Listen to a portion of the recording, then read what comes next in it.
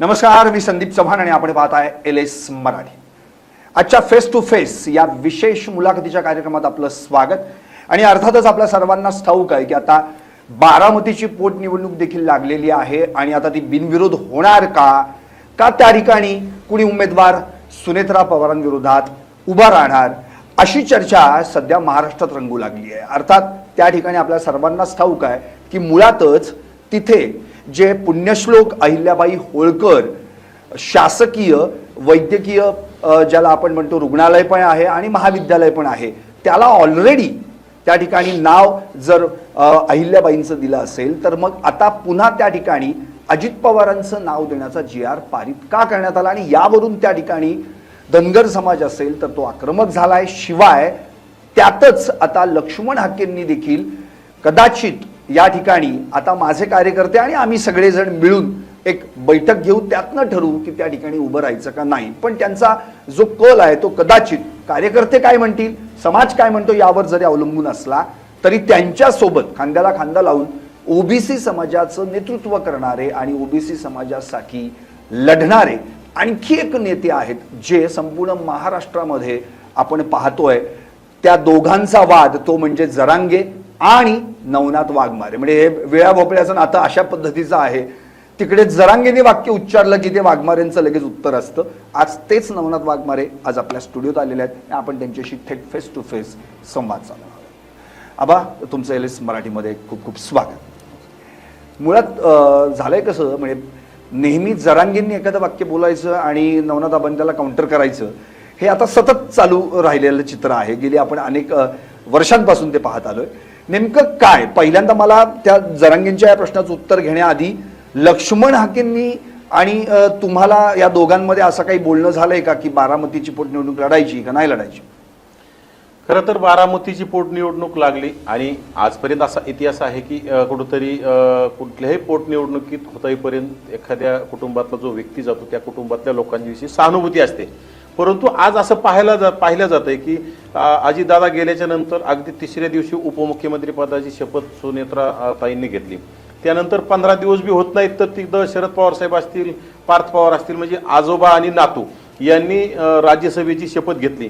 मग बाकी दुखवटा याच्यामध्ये यांनी कुठं दिसून दिला नाही. सत्तेच्या पुढं यांनी दुखवटा असेल किंवा आपण कुठेतरी आपला माणूस गेलाय ह्या गोष्टीत त्यांनी गुंतून न राहता सत्ता कशी आपल्याला घरी आणता येईल, जास्तीत जास्त कशी आपल्या घरी पदं आणता येतील यात त्यांनी लक्ष देण्याचं काम केलं. अक्षरशः शरद पवार साहेबांची तब्येत बरोबर नाही, वयांची हे जर बघता एखाद्या तरुणाला सुद्धा जर तिथं राज्यसभेचं संधी दिली असती, परंतु शरद पवार साहेबांनी ती संधी सुद्धा सोडली नाही. कारण की मी त्या सभागृहात असलं पाहिजे. म्हणजे पवार कुटुंबात आजच्या घडीला 2 राज्यसभा आणि येणाऱ्या काळात समजा जर सुनेत्रा ताई निवडून आल्या तर 2 विधानसभा आणि 1 लोकसभा, म्हणजे अशी परिस्थिती निर्माण होत असताना फक्त ही नैतिकता जर पाळायची असेल तर गरिबाच्या लेकरांनीच पाळायची.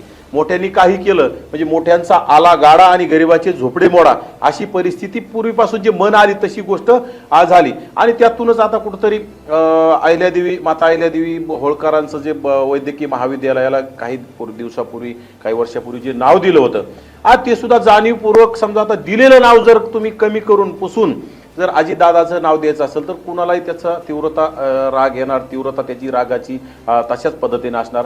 कारण की अजितदादांचं नाव देण्याला कोणी विरोध करणार नाही, परंतु त्याच्यासाठी तुम्ही दुसरं कॉलेज असेल, तुमच्यासाठी अनेक साखर कारखाने, दूध डेअरी आहेत, सूतगिरण्या आहेत, शिक्षण संस्था आहेत, वेगवेगळे फर्म आहेत, त्यासाठी तुम्ही तिथं नाव देऊ शकता. परंतु फक्त अहिल्यादेवींचंच नाव पुसून जर तिथं कोणी अजितदादांचं नाव राज्य सरकार जाणीवपूर्वक ती भूमिका घेत असेल तर मग OBCने सुद्धा भूमिका घेतली पाहिजे की नक्कीच येणाऱ्या काळात आपण सुद्धा आता ती जी विधानसभा आता पोटनिवडणूक होते ती बिनविरोध का होऊन द्यायची, आपण नाही होऊन दिली पाहिजे. कारण की OBCच्या कुठतरी मुळाशी तुम्ही गाव घालण्याचा प्रयत्न करा. OBCचा काही या संदर्भामध्ये संपर्क झाला का? माझा आणि हाके सरांचा अद्याप यांच्याशी संपर्क झालेला नाही, परंतु त्यांचा काल मी बाईट्स बघितल्या किंवा त्यांना काही कार्यकर्त्यांचे त्यांचं म्हणजे फोन आले आणि कार्यकर्त्यांचा आग्रह की आपण निवडणूक लढली पाहिजे. तर त्यांनी ती खरं तर चाचपणी केली पाहिजे. त्या भागात चाचपणी करून आपल्याला काय पोझिशन आहे सर्व समाजाशी, एकट्या धनगर समाजावर बी म्हणून नाही परंतु OBCतल्या सर्व घटकांशी चर्चा करून निर्णय घ्यायला द्यायला काय हरकत नाही, परंतु समाजाने जर साथ देण्याचं ठरवलं तर अवघड काहीच नसतं. यापूर्वी अनेक पोटनिवडणुकामध्ये रिझल्ट वेगळे सुद्धा पाहायला ते मिळाले. जर उद्या उभे राहिलेच तर तुमचा पाठिंबा असणार आहे का? नक्कीच ते उभा राहिले तर पाठिंबा द्यावाच लागेल. आमचे सहकारीत आणि विशेषतः जर अहिल्यादेवीचं नाव पुसून जर कोणी दादांचं नाव देत असेल तर मग आम्हाला तिथं आमचा सहकारी उभा राहिला, आम्ही त्याला पाठिंबा का नाही दिला पाहिजे? 100% पाठिंबा दिला पाहिजे. आणि ते फक्त अगोदर याची चाचपणी करणं गरजेचे आहे की तेथील ओबीसी समाज बांधवांची, तेथील SC ST समाज बांधवांची काय भूमिका आहे आणि त्यांची भूमिका जर याच्यामध्ये लढण्याची आणि खरं तर लोकशाही जर टिकवायची असेल तर निवडणुका बिनविरोध झाल्याच नाही पाहिजे हे पूर्वीपासून म्हटलं जातं. परंतु कुठेतरी आता येणाऱ्या काळात सत्ता आणि सत्तेतील लोक कुठेतरी भावनिक त्यांचा माणूस गेला, यांच्या घरातला गेला असं काहीतरी दाखवून त्यांच्याच घरात पदं वर्षानुवर्षे तिथंच द्यायची, ही अशी पद्धत चाललेली आहे. परंतु त्याच्यात बदल झाला पाहिजे. लोकशाहीचा आपण कुठेतरी सन्मान करून लोकशाही जिवंत ठेवण्यासाठी निवडणुका लढल्या पाहिजेत. आता निवडून कोण येईल, पूर्वीचंच येईल किंवा दुसरं येईल हे चालत राहील, पण निवडणुका लढल्या पाहिजे. आणि नक्कीच लक्ष्मण हाके सरांना जर तेथील ओबीसी बांधवांनी, SC ST बांधवांनी, भटक्या विमुक्तांनी जर सांगितलं तुम्ही लढलं पाहिजे तर नक्कीच माझा पाठिंबा असेल. मी सुद्धा त्या बारामती मतदारसंघामध्ये जाऊन प्रचार करण्याचं सुद्धा काम करेन. बरं, आता आपण येऊयात खरं म्हणजे तुम्ही ज्यांच्याशी हा सतत लढा देताय ते म्हणजे मनोज जरांगे. आत्ता मनोज जरांगे कालपासून सुट्टीवर गेले, कारण त्यांनी स्वतःहूनच सांगितलं होतं की 16 मार्चपासून मला 1 वर्षभर सुट्टी पाहिजे. पण ती सुट्टी कशासाठी याचं कारण पण त्यांनी सांगितलं की मला आता मराठा समाजासाठी एक स्वतंत्र यंत्रणा उभी करायची. तर स्वतंत्र यंत्रणा उभी करायची म्हणजे काय? आता काही नवीन पक्ष ओपन करणार आहेत, ते स्थापन करणार आहेत का आणखी वेगळं काय करणार? तुम्हाला काय वाटते कशासाठी सुट्टी होती? मनोज जरांगे हा भंपक माणूस आहे. एकतर कुठली गोष्ट खरी बोलत नाही. 2024च्या विधानसभेला असंच समाजाला त्यांनी फसवण्याचं काम केलं. 288 विधानसभा मतदारसंघामध्ये माझे उमेदवार उभा करणार आणि मग त्या मतदारसंघातले दररोज 100 गाड्या 50 गाड्या याच्याकडे गर्दी आणि म्हणजे गर्दीचा असा लोट ठेवायचा आणि चर्चेत राहायचं, मीडिया झुंजवत ठेवायची, समाज बांधवांना झुंजवत ठेवायचं आणि पैसे मिळवायचे. आता कुठेतरी काय म्हणायचे किंवा मला कुठेतरी यंत्रणा तयार करायची. यंत्रणा तयार करायची नाही, काहीतरी अंगलट आलेलं दिसतंय आणि यामधून काहीतरी झाकण्यासाठी आपला आवाज थोडं 2 पावलं मागे यायचं. काही बरेचसे कुटाने त्यांनी करून ठेवलेले आहेत हे आम्हाला सुद्धा माहिती आहेत, कारण की राज्यामध्ये अनेक प्रस्थापित नेत्यांसाठी त्यांनी काम केलंय. आणि खरं तर मनोज जरांगे गरीब मराठ्यांचं नेतृत्व करत नाहीत, गरीब मराठ्यांच्या लेकरांसाठी काम करत नाहीत. कारण की गरीब मराठ्यांच्या लेकरांसाठी जर त्यांना काम करायचं असेल तर त्यांनी EWS सारखं आरक्षण जाऊ दिलं नसतं. त्यांना फक्त हट्ट काय ओबीसी मध्येच आमच्या या लोकांना आरक्षण पाहिजे. मग ओबीसीचं आरक्षण कोणाला पाहिजे? जे निजामी मराठेत अनेक वर्षापासून सत्तेत आहेत, जे निजाम काळापासून सत्तेत असणारे, म्हणजे आज त्यांना जिल्हा परिषद, पंचायत समिती मेंबर, सरपंच असेल, आमदार असेल, ह्या लोकांना सत्तेत नेऊन घालण्यासाठी जरांगेच्या खांद्यावर बंदूक ठेवून हे चाललेलं षडयंत्र आहे. परंतु गरीब मराठ्यांनी ह्या गोष्टी ओळखल्या पाहिजे. आत्ताच झालेल्या कुठंतरी MPSCच्या याच्यामध्ये EWSचा 103 कट-ऑफ आहे आणि ओबीसी आणि ओपनचा 116 आहे. मग याच्यातून तरी गरीब मराठा समाजातील अभ्यासू आणि अभ्यास करणाऱ्या तरुणांनी कुठेतरी बोध घेतला पाहिजे, विचार केला पाहिजे आणि आपण कुठेतरी जाब विचारण्याचं सुद्धा धाडस व्यक्त केलं पाहिजे. आता मला वाटतं बरेचसे मराठा समाजातले तरुण सुद्धा आता जाब विचारायला लागलेत. परंतु हे जरांगेचं जे कुठेतरी आता मला सुट्टी घ्यायची वेळ आली, सुट्टी घ्यायची म्हणजे ही फक्त नौटंकी. ज्यावेळी जरांगेला काहीतरी पदरात पाडून घ्यायचं असतं किंवा जे पाडून घेतलंय हे झाकून ठेवायचं असेल त्यावेळी ते कुठेतरी असे काहीतरी नौटंकी आणि भावनिक, आता माझं काही खरं नाही, माझी तब्येत मला साथ देत नाही, माझे हातपाय थरथरायला लागले, मी जास्त दिवसाचा सोबती नाही आणि येणाऱ्या काळात आता मी फक्त गरिबांच्या लेकरासाठी काम करत होतो म्हणून मला त्रास होतोय, मला त्रास द्यायला. एकतर जरांगेला कोणीही त्रास देत नाही. आजपर्यंत जरांगेच्या गाडीवर साधा खडा सुद्धा फेकला नाही. जरांगे समर्थकांनी तरी लक्ष्मण हाकेंची गाडी अनेक वेळा फोडली. आमचे सहकाऱ्यांवर मारहाण असेल, गावगाड्यातील मायक्रो ओबीसींना मारहाण करण्याचं काम जरांगे समर्थकांनी केली. माझ्यासारख्या कार्यकर्त्यांच्या घराजवळ येऊन माझी गाडी जाळण्याचं काम जरांगेच्या समर्थकांनी केलं. मग एखाद्या ओबीसीच्या समूहाने जरांगेच्या गाडीवर एखादा वाळूचा कण जरी फेकलेला एखादा दाखवून द्यावा, म्हणजे जरांगेला भीती नाही, काही नाही, फक्त काहीतरी मागच्या ह्या ज्या 2-3 वर्षामध्ये जेवढं पाप काहीतरी पापाच्या माध्यमातून जे कमावलंय अशा खोट्या नाट्या गोष्टी केल्यात, काही आता गृह विभागाच्या लक्षात आले असतील. ह्या गोष्टी लपवण्यासाठी कुठेतरी सरकारशी पुन्हा काहीतरी साठवलोट करून हे सगळं झाकून ठेवण्यासाठी जरांगे 1 वर्ष शांत बसतील आणि कुठेतरी पुन्हा ते थोडं झाकलं की पुन्हा कुठेतरी नवीन फंडा काढून पुन्हा वर यायचं आणि पुन्हा प्रसिद्धीचा झोतात येण्यासाठी ते प्रयत्न करतील. पण आता मुळात कसं झालंय माहिती का, म्हणजे आता मनोज जरांगेंनी स्पष्टपणे म्हटलेलं आहे की 4,22,00,000 मराठी आता कुणबी आरक्षित झालेले आहेत आणि 58 लाख नोंदी आढळलेल्या आहेत. अर्थात तो मध्ये एक गोंधळ झाला की तिकडे शिंदे उपसमिती म्हणते की शिंदे समितीने सांगितले की 58 लाख नोंदी त्याचं प्रोसिडिंग आहे आमच्याकडे, असं जरांगे म्हणाले. आणि परवा मंत्रिमंडळ उपसमितीची बैठक झाली त्यात ते 48 लाख म्हणाले. त्यामुळे 10 लाखांची तफावत आली. त्याच्यावर सुद्धा जरांगे भडकले की हे काहीतरी अधिकाऱ्यांनी कान भरलेले आहेत, हे असं काही घडलेलं नाही. नेमकं तुम्हाला काय म्हणायचं? आणि तुम्ही तर स्वतः मराठवाडा असेल किंवा जालन्यामध्ये त्या ठिकाणी नेतृत्व करता ओबीसीचं, खरंच मराठ्यांच्या एवढ्या नोंदी आता आढळून आलेल्या आहेत ज्या कुणबीमध्ये गेलेल्या? एक तर काय झालं, जर मराठवाड्यामध्ये मराठा कुणबी सापडूनच येत नाहीत. परंतु मला आजच्या सरकारमधील हे यश म्हणता येणार नाही, परंतु एकनाथ शिंदे तत्कालीन मुख्यमंत्री एकनाथ शिंदे मुख्यमंत्री असताना त्यावेळेस एकनाथ शिंदेचा प्रशासनावर महसूल विभागावर कलेक्टर ऑफिसवर दबाव होता आणि हाताने खाडाखोड केले. एखाद्या ठिकाणी मराठा आहे, मग मराठ्याच्या पुढे कुजरी लिहिलं तर त्याला कुणबी ग्राह्य धरायचं आणि त्याला प्रमाणपत्र देण्यासाठी प्रयत्न करायचे, अशा अधिकाऱ्याला सूचना होत्या. आणि त्यावेळी जे काही प्रमाणपत्र वाटप झालेत, आता कुठेतरी आता जरांगे म्हणतात 58 लाख, राधाकृष्ण विखे पाटील म्हणतायत 48 लाख, आणि त्याच्यातून 12 लाख कुठेतरी प्रमाणपत्र वाटप झालेत असं त्याच्यामध्ये. आता त्या दोघांविरोधात पण तक्रार दाखल झालेली आहे. पण आता ते जे त्याला त्यांचं उत्तर दिलं पाहिजे. खरं तर त्यांच्या विरोधात तक्रार करणारा विदूर लागडे पाटील म्हणून लागडे पाटील, आता तो मूळ मराठा 96 मराठा समाजातला आहे, कारण की तो माझ्या जिल्ह्यातला असल्यामुळे मला त्यांचं असं म्हणणं आहे की मुळातच विखे पाटलांनी ही दिशाभूल करणारं माहिती दिलेली आहे. 12 लाख असं म्हणतायत की वाटले आम्ही, तर तसं एवढं काय वाटलेलंच नाहीये. आणि दुसरी गोष्ट, जरांगे जे म्हणतात 4,22,00,000 गेलेत, कुणबी आरक्षित झालेत, हा तर पूर्णपणे खोटा आकडा आहे असं त्यांचं म्हणणं आहे. त्यामुळे नेमकं काय म्हणजे तुम्हाला काय बघा, यामध्ये एकतर समजा लागडे पाटलाचं जे म्हणणं आहे किंवा जरांगे खोटं बोलतायत आणि राधाकृष्ण विखे पाटील खोटं बोलतायत, मग दोघांनी सुद्धा याचे स्पष्टीकरण दिले पाहिजे. कारण की एकतर जरांगेची आणि सरकारची मिली भगत असायला पाहिजे, कारण की जरांगेच्या मिली भगत मध्ये पण प्रमाणपत्र वाटप झालेत, परंतु किती झालेत हे काही राज्य सरकार बी पाहिजे तितकं ठोस सांगत नाही. आणि यावर ओबीसींचे अनेक महाराष्ट्रात मंत्री येतं, ओबीसींच्या या मंत्रिमंडळात काम करणारे मंत्री येतं, एकही बोलायला तयार नाही. मी आता त्याच्यावरच येणार आहे. मुळात मला असं म्हणायचंय, मागच्या विधानसभेमध्ये जर आपण पाहिलं तर एकूण 118 मराठी आमदार निवडून आले. आता 104 झालेले आहेत. 2024ला घटले, 14चं प्रमाण कमी झालेलं आहे त्यांचं. पण ओबीसी आमदार जे आहेत, मागच्या वेळी 40 होते आणि आता 78 झालेत, म्हणजे कुणबी मराठा धरू ना.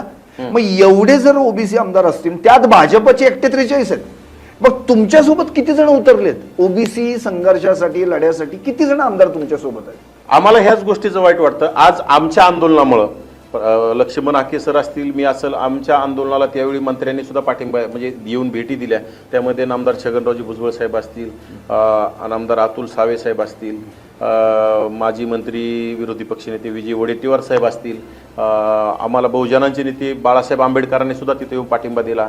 मग तिथं गिरीश महाजन सुद्धा आमच्या तिथं आले.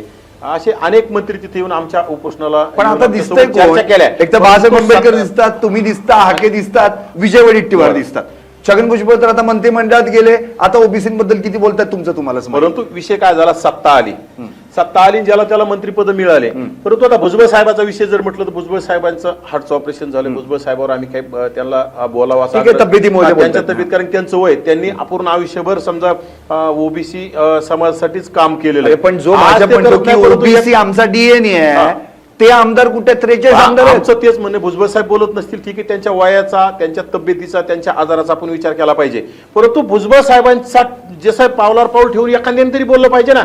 आज सावे साहेब आहेत, जयकुमार गोरे साहेब आहेत, इकडं बावनकुळे साहेब तर आमचे ओबीसी उपसमितीचे अध्यक्ष आहेत. निव्वळ भुलतापा देणारा माणूस, कारण की आम्हाला कुठतरी श्वेतपत्रिका काढू म्हटले, जे आम्ही त्यांना सांगितलं किंवा राज्यामध्ये अनेक लाखो कुणबी. भाजप विरोधात बोलताय बावनकुळे? हे बघा, भाजप असेल किंवा कोणी असेल, आमचं काही कोणी मालक नाही.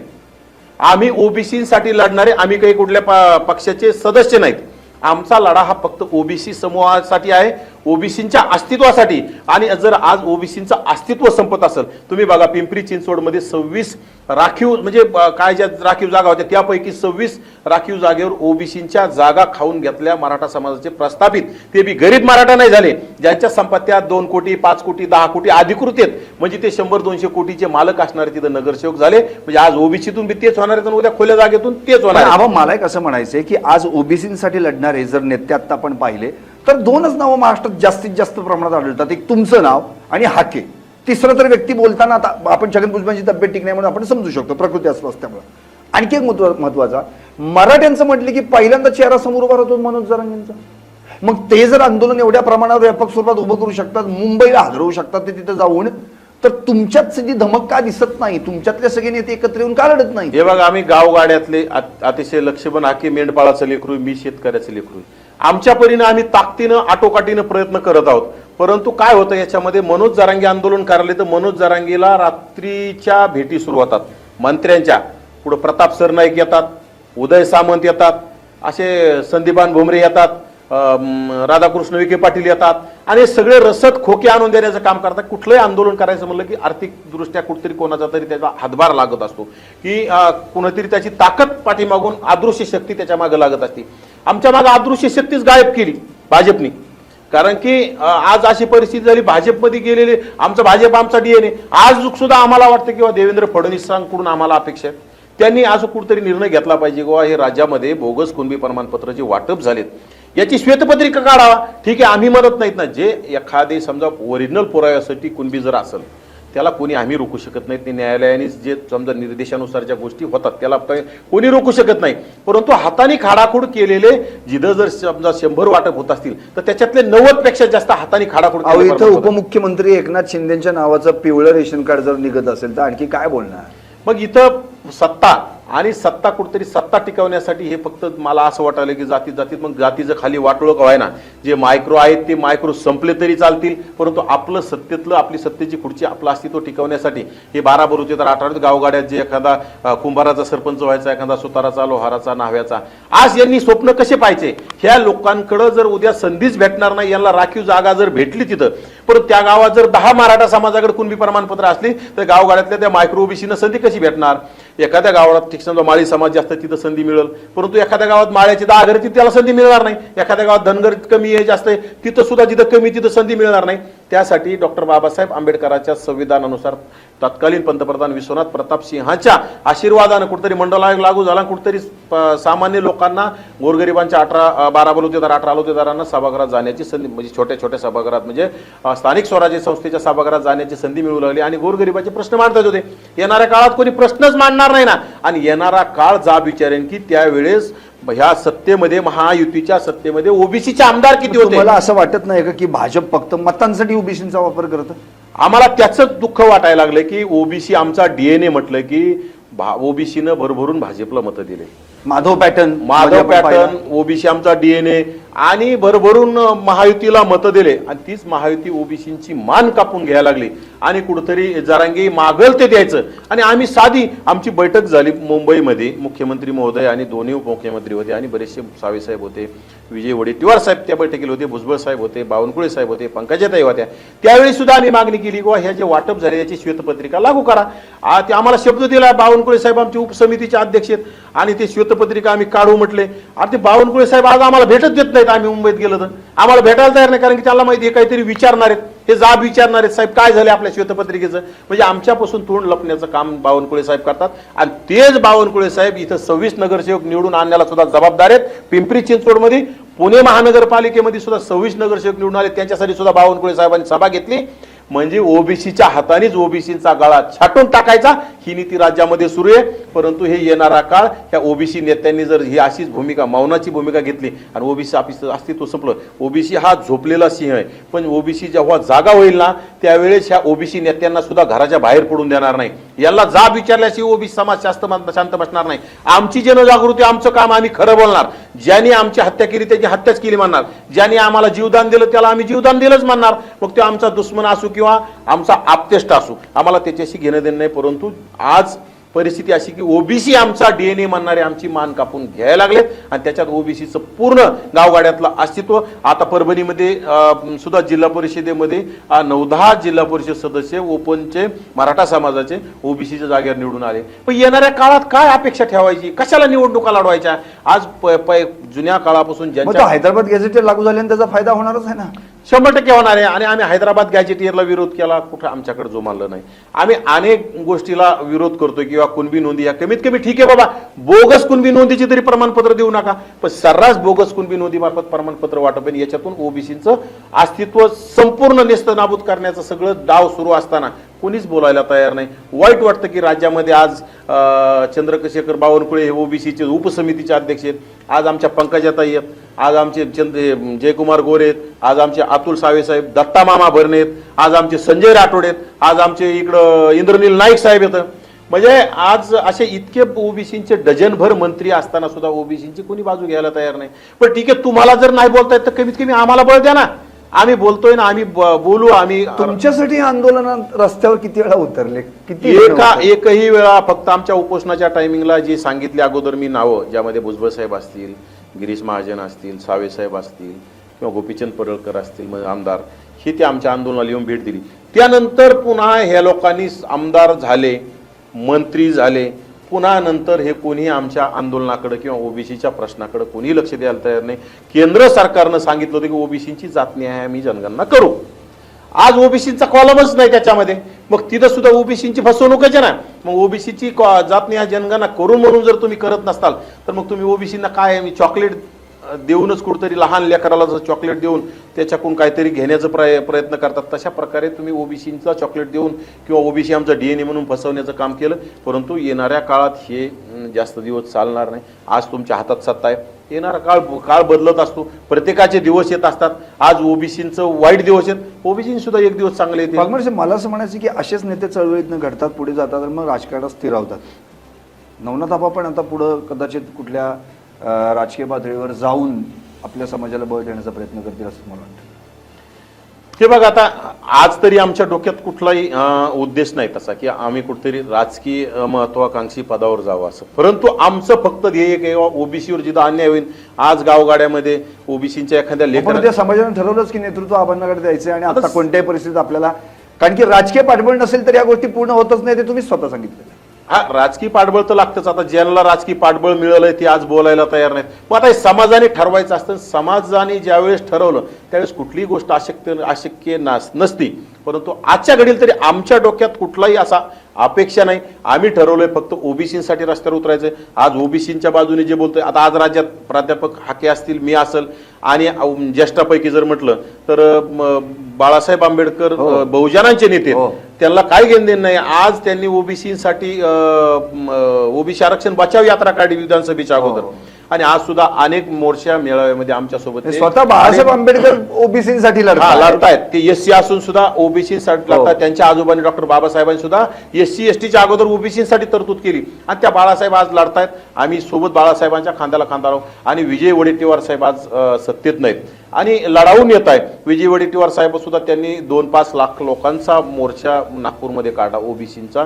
माहितीये काय, ढिगभर माणसं आहेत पण कामाला एक पण अशी परिस्थिती आता ओबीसी नेत्यांची. आज मोजायला फक्त 4च लोक येतं ओबीसीच्या बाजूने बोलणार. विजय वडेट्टीवार साहेब, बाळासाहेब आंबेडकर, प्राध्यापक लक्ष्मण हाके आणि मी. तेच मला म्हणायचं, मी एवढी माणसं असून जी ओबीसीच्या मतांवरच निवडून येतात. भाजपमध्ये 43 निवडून आलेत, सगळे ओबीसी आमदार आहेत, पण उपयोग काय समाजासाठी? हे कुणाला तरी दबायला लागलेत, हे कुणाला तरी घाबरत आहे, किंवा कुणा यांना दबाव आहे, किंवा तुम्ही आवाज काढू नका, तुम्हाला आम्ही पद दिलं, तुम्हाला आम्ही तिकीट दिलं, निवडून आणले, अशा पद्धतीने यांच्यावर दबाव असला पाहिजे. परंतु ह्या लोकांनी ठीक आहे, ओबीसीने काही चूक केली असेल की 1 वेळेस तुम्हाला निवडून दिले, तुम्ही जर असे 5 वर्ष शांत बसले, ओबीसी सगळंच अस्तित्व संपलं, तर मग तुम्हाला ओबीसीनं तुम्हाला समजा तुमचा ज्याचे त्याचे महायुतीतले 2-3 पक्षापैकी पक्षांनी जरी ठरवलं तुम्हाला आमदार करायचंय, पण मतदान करणारे तर ओबीसी आहेत ना, त्यावेळेस ओबीसी सुद्धा तुम्हाला जाब विचारेल ना. तुम्ही ओबीसीच्या दारात जाताल तर ओबीसीनं सुद्धा जाब विचारला पाहिजे. जरांगी सुद्धा त्यांच्या मराठा समाजाच्या आमदाराला ठणकावून सांगतात, मंत्र्यांना ठणकावून सांगतात, जाब विचारा म्हणून त्यांच्या समाजाला सांगतात.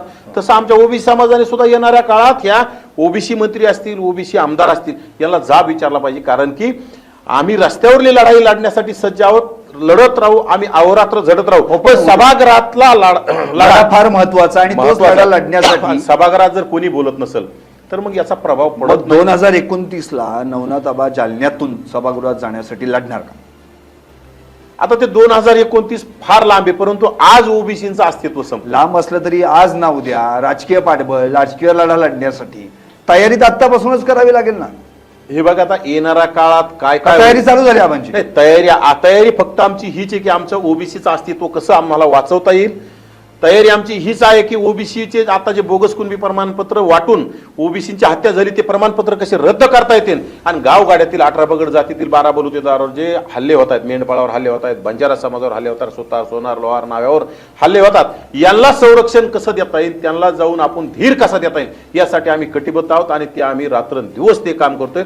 आमच्या पुढच्या 2029च्या गोष्टी आमच्या हातात नाहीत, त्या समाजाच्या हातात आहेत आणि समाजाने ठरवल्यावर त्या गोष्टी योग्य वेळी काय निर्णय घ्यायचा ते समजा घेता येत असतो. पण आबा मला असं म्हणायचं तुम्ही त्या कल्पात गेल्यानंतर पुन्हा त्यांच्यावर केवाल म्हणजे तुम्हाला निवडून पाठवायचं आणि परत आबा म्हणायचे की नाही नाही आता आम्ही आपलं निवडून आलोय समाजाचं समाज त्यासाठीच आम्ही सांगतोय की आम्हाला कुठल्याही पदाची अपेक्षा नाही, आम्हाला लढायचं म्हणजे आम्ही तर लढण्याची आमची कुठल्याच मनीषा नाही आमच्या मनात, कारण की आम्हाला लढा, परंतु प्रश्न असा व्हायला लागला की आमची मानसिकता आम्ही जमिनीवरलीच लढाई लढू, परंतु सभागृहातली कोणीतरी लढली पाहिजे. तर मग त्यासाठी आम्हाला ह्या लढाईत सभागृहातल्या नाही जरी आम्ही गेलो परंतु तिथं आमचे शिलेदारांनी लढलं पाहिजे. आम्ही जमिनीवरली लढाई लढायला तयार आहे, आम्हाला कुठली अपेक्षाच नाही ना, परंतु शिलेदारांनी आता लढायला तयार व्हावं आणि आणखी सुद्धा वेळ गेलेली नाही. अद्याप आता अधिवेशन सुरू आहे, अजून सुद्धा आणखी 2-3 दिवस अधिवेशन बाकी. या 2-3 दिवसात तरी कुठेतरी मंत्री असतील, आमदार असतील, यांनी सभागृहात बोललं पाहिजे. ओबीसीची जात निहाय जनगणनेचा कॉलम नाही आला म्हणून का आला नाही याचा जाब विचारला पाहिजे. कोणी विचारला? फक्त विजय वडेट्टीवार साहेबांनी विचारला.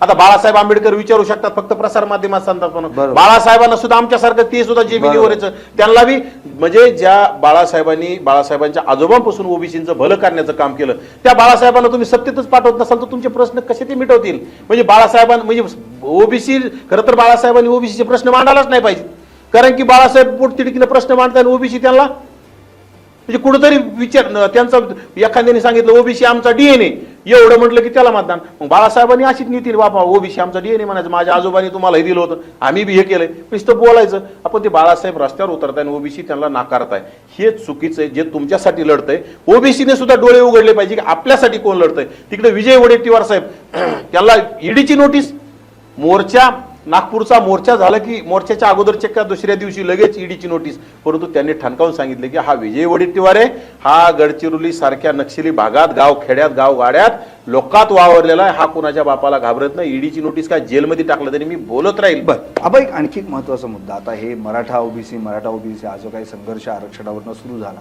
त्यामुळे तुम्हाला असं वाटत नाही का की उगाचच बिनकामाचा जातीयवाद आता यामुळं ही तेढ निर्माण झाली? कारण की एक वेळ अशी परिस्थिती होती, याच मराठवाड्याचे तुम्ही नेतृत्व करता, तिथं मराठा काय आणि ओबीसी काय हा वाद कधी नव्हताच. तिथं तुम्ही एकमेकांच्या घरी जाऊन आजही तुमचे मराठा समाजातले अनेक मित्र असतील, आबा त्यांच्या लग्नाला जात असतील. मग मला असं म्हणायचं की आता हा वाद जो निर्माण झाला याच्याकडनं विकत घ्यायचं नाही त्याच्याकडनं विकत घ्यायचं, याच्यामुळे पुढे आपण पिढीला देतोय काय हा पण विचार तुमच्यासारख्या सगळ्या नेत्यांनी करायला पाहिजे ना. ती वाईट परिस्थिती आहे, परंतु कुठंतरी याच्यामध्ये गावगाड्यामध्ये आता मी आज सुद्धा मराठा समाजाच्या लग्नात असेल, मराठा तुमचे मित्र आहेत का नाही मराठा मला हे बघा माझ्यात एवढा काही फरक पडला नाही. ज्याप्रमाणे जर जरांगेला म्हटलं तर जरांगेला एकही ओबीसी बोलवीत नाही. पण जरांगे म्हणतात मी तर जातीवाद करत नाही, जातीवाद करत नाही. मी ओबीसी मराठा जरांगे म्हणतात जातीवाद करत नाही, जातीवाद केल्याशिवाय राहत नाही. आता जरांगे तिथं मेंढपाळाला मारहाण झाली, जरांगे शब्द बोलला नाही. तिथं बंजारा समाजाच्या तरुणाला माजलगाव मध्ये हॉटेल मध्ये वेटरला अक्षरशः गरीब कुटुंबातलं लेकरू कॉलेजचं शिक्षण घेत असताना वेटर की करते, कारण कुठेतरी कॉलेज पण याच जरांगेने महादेव मुंडेंच्या पत्नी ज्ञानेश्वरी म्हणून ते गेले ना मुख्यमंत्री. एकट्या महादेव मुंडेचा प्रश्न उचलून प्रश्न निघत नाही. महादेव मुंडेचा प्रश्न का उचलला होता आता ते सुद्धा प्रश्न तो आवा उचलणं बंद करील का की महादेव मुंडेच्या प्रकरणामध्ये जरांगीला असं वाटत होतं की माजी मंत्री धनंजय मुंडे गुत्तील मी जर प्रकरण उचललं, परंतु आता महादेव मुंडेंच्या पत्नी ज्ञानेश्वरी ताईने स्पष्ट सांगितलं की धनंजय मुंडे साहेबांच्या याच्यामध्ये कुठलाही त्यांनी स्पष्ट सांगितलंय. तर याच्यावरून बघा तुम्ही आता मनोज जरांगे याच्यातून काय होणार, कारण की त्याची अपेक्षा काय होती. परवाच ज्ञानेश्वरी मुंडे LS मराठीवर लाईव्ह होत्या, त्या अंतरवाली सराटीला मनोज जरांगेंना भेटायला गेल्या होत्या आणि त्या आल्यानंतरच LS मराठीमध्ये आपण त्या ठिकाणी त्यांची मुलाखत घेतली. तेव्हा त्यांनी स्पष्टपणे सांगितलं की मनोज जरांगेंना सांगायला मी हेच गेले होते की धनंजय मुंडे या प्रकरणाचा काही संबंध नाही, पण मुख्यमंत्र्यांच्या तर मला परत भेट घ्यावी लागेल, कारण की SIT स्थापन होऊन सुद्धा काही मिळालेलं नाही, अजूनही मारेकरी सापडलेले नाहीत. मग तिथं स्वतः पंकजाताई आहेत, स्वतः धनंजय मुंडे आहेत, यांनी त्या ठिकाणी ज्ञानेश्वरी मुंडेंना बळ दिला असतं तर निश्चितपणे हा आतापर्यंतचा खटला उभा राहिला असता. तो त्यांचा प्रश्न आहे, परंतु याला मी जरांगेचं सांगतो, लातूरचा माऊली सोट धनगर समाजाचा मराठा समाजाच्या लोकांनी गावगाड्यामध्ये तोडून फोडून मारला, अक्षरशः करडं जसं गावगाड्यात जसं करडी असती ते करडी जसं काठीने बडवते तसं बडवून मारला, त्याचा प्रकरण त्यांनी का नाही उचललं? त्याच्यानंतर पवन म्हणजे करवर म्हणून जे पोरग पवन करवर तर पुण्यामध्ये भेटून ठीक आहे, गेले, भेटला. आता त्याचं ते काय असेल लक्ष्मण हाकेंचा राईट हँड. नाही तो भेटला, परंतु त्याला जीव जाऊस्तर मारलं, त्याच्यावर जरांगीने शब्द बोलले नाही. त्याच्यानंतर आता मेंढपाळावर पाठीमाग तिंतरुणी जरांगीच्या गावात मेंढपाळाला मारहाण झाली, जरांगी त्याच्यावर बोलला नाही. माजलगावमध्ये मेंढपाळाला मारहाण झाली, जरांगी त्याच्यावर बोलला नाही. बंजारा समाजाच्या माणसाला काल परवा मारहाण झाली, जरांगी त्याच्यावर बोलला नाही. जालन्यामध्ये आमच्या परतूर तालुक्यामध्ये आष्टीजवळ एक तांडा आहे, तेथील मुलगा कुठंतरी एका ठिकाणी म्हणजे छत्रपती संभाजीनगर असं नाव लिहिलेल्या बोर्डापाशी त्यांनी खाली लघुशंका केली, त्यांनी वर बघितलं नव्हतं, परंतु त्या मुलाला मराठा समाजाच्या लोकांनी बेदम मारहाण केली आणि तो मुलगा मारहाण केली आणि पुन्हा धमक्या दिल्या, आम्ही तुला मारणार, तुझ्या कुटुंबाला जाळून टाकणार. ह्या भीतीनं त्या मुलाने आत्महत्या केली. जरांगे तिथं का गेला नाही? जरांगे फक्त जातोय कुठं जिथं ओबीसीचा नेता गुतू शकतो का, म्हणजे ह्या प्रकरणात आपण जर प्रकरण उचललं तर ओबीसी नेता टार्गेट होऊ शकतो का आणि आपलं काहीतरी पोळी भासते का, याच्यात जरांगे. आणि जरांगे फक्त म्हणतात किंवा मला काय, मी जातीवाद करत नाही. जातीवाद करत नाही तर काय करतो जरांगे? माझी गाडी जाळी, जरांगे काय म्हटला की आम्ही असे धंदे करतच नाहीत, आम्ही धंदे करत नाहीत. मग जरांगेचा राईट हँड, अगदी जरांगेच्या आसपास असणारा, मी 1000 फोटो दाखवू शकतो, त्याचे 1000 व्हिडिओ दाखवू शकतो, जरांगेच्या गाडीत बसलेले दाखवू शकतो. मग तो जर माझी गाडी जाळत असेल तर मग जरांगे हे प्रश्न मीडियाने त्याला सुद्धा विचारले पाहिजे ना. फक्त म्हणायचं मी काही करत नाही, आम्ही असले धंदे करत नाही, कुठतरी सोशल मीडियामध्ये चुकीचे मेसेज टाकणारे, त्यांचे ट्रोलर टोळी काही उलटे सुलटे मेसेज टाकायचे, समाजामध्ये तेढ निर्माण करायचं आणि त्याचीच जी टोळी आहे, त्याचीच जी उदो करण्याचे जे पोस्ट करणारे लोक जाती जातीत तेढ निर्माण करतात. तुम्हाला तर टोळीची गरजच लागत नाही हो, तुम्ही तर स्वतःच जरांगेबद्दल काय सोशल मीडियावर बनवायचं ते बनवता आणि अख्खा महाराष्ट्र बघतो. आत्ताच्या सगळ्या तरुण पिढी, नवीन माणसं बघतात. तुमच्यासारख्या नेत्यांनी जर एकमेकांवर अशी चिकलपेक केली तर पुढे घ्यायचं काय? एक तर काय, ही सुरुवात कोणी केली? हे बघा, जरांगे जर दगड आणत असेल तर आपण काय फुलं फेकायचे का त्याला? जरांगेने आमचं दैवत, आम्ही ओबीसींना भुजबळ साहेबांना दैवत मानतो. मग भुजबळ साहेबांसारख्या 78 वर्षाचा आमचा योद्धा, त्या माणसाला एकेरी भाषेत अगदी शिवीगाळ जे बोलता येईल ते बोलायचं, धनंजय मुंडेला पार एकेरी भाषेत बोलायचं, पंकजा ताईला एकेरी भाषेत बोलायचं. आणि जर मग तो तिकडे बोलत असेल तर आम्ही काय म्हणजे फुलं फेकायचे का जरांगेवर? आम्ही काय स्वागत करायचं का? अरे त्याच जरांगेच्या आंतरवाली सराटीच्या पहिल्या सभेला ओबीसी समाजानं पाठिंबा दिला, ओबीसी समाज सभेला गेला, त्या ओबीसीनं तिथं चहा असेल, नाश्ता असेल, पाणी असेल, ह्या सगळ्या गोष्टी देण्याचं काम केलं. ज्या जागेवर सभा घेतली त्याच्यातली बहुतांशी जमीन ओबीसींची होती, ओबीसीने कधी विरोध केला नाही.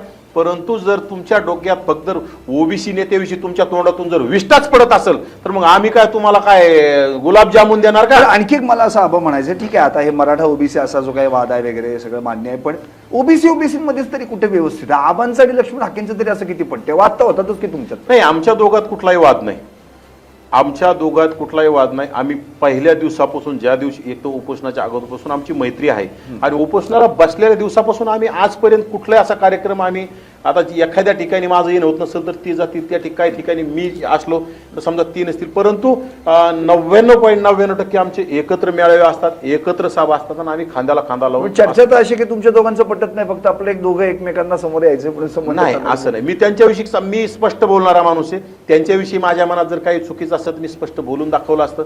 आता विधानसभेचा विषय निघला बारामतीचा, तर मी स्पष्ट सांगितलं की बाबा जर तिथल्या स्थानिक लोकांनी जर ठरवलं लक्ष्मण हाके उभा राहिले पाहिजे आणि लक्ष्मण हाकेला आपण ताकद देऊ तर 100% नवनाथ वाघमारे तिथं प्रचारासाठी जाईल, गावगाड्यात लोकांना हात जोडीन, माझा सहकारी उभा आहे, सहकार्य करा, ओबीसीचा आवाज सभागृहात जाईल आणि ओबीसी प्रश्न मांडण्याचं काम करीन, यासाठी मी प्रयत्न करणार. आणि जर माझ्या मनात तसं काय असेल तर मी ती बोललोच नसतो, कारण की आणि लक्ष्मण हाकेंच्या मनात सुद्धा माझ्याविषयी कुठला द्वेष नाही, आम्ही दोघं एकमेकाचे सहकारी आहोत. आता ठीक आहे, त्यांच्या काही गोष्टी पाठीमागून त्यांच्या तोंडातून माळी समाजाविषयी गेल्या, हे बघा ते माझे सहकारी आहेत, आम्ही भाऊ असल्यासारखे. पण एखाद्या भावाकडून चुकल्यानंतर भावाला आपण जाब विचारणार, चुकला कसं काय चुकला, काय चुकला हे आपण विचारू शकतो. त्याचप्रमाणे मी त्यांना जाब विचारला.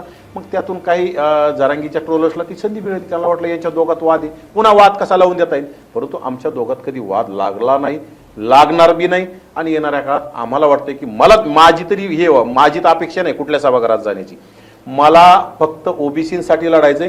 त्यासाठी आम्ही रस्त्यावरली लढाई लढायला तयार आहेत, परंतु सभागृहातल्या मंत्र्यांनी, सभागृहातल्या आमदारांनी ओबीसीचा आवाज सभागृहात मांडावा. आमचे पोरं लढतायत, आमच्या पोरांची मागणी ती सभागृहात सांगावी आणि मुख्यमंत्री असतील, दोन्ही उपमुख्यमंत्री असतील, यांना धारेवर धरण्याचं काम करावं.